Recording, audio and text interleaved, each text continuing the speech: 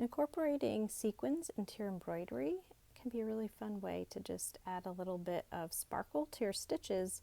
And here I wanted to show you a few ways that you can attach sequins to your fabric if you've never tried this before.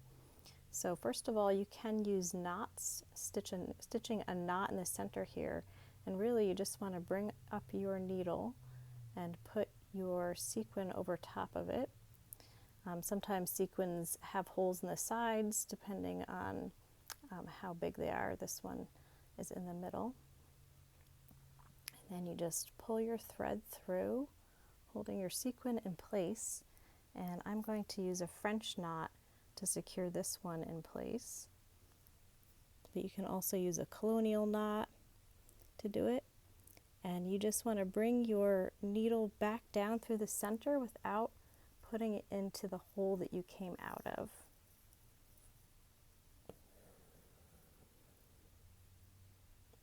So then that knot will keep your sequin in place. And you can also use a bead to secure it in place, or just a simple individual stitch.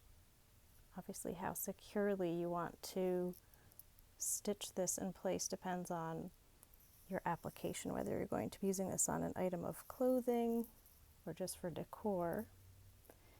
You can also just do some simple stitches like this, and you can either use contrasting thread or something that blends in with your fabric, depending on the look you want to go for.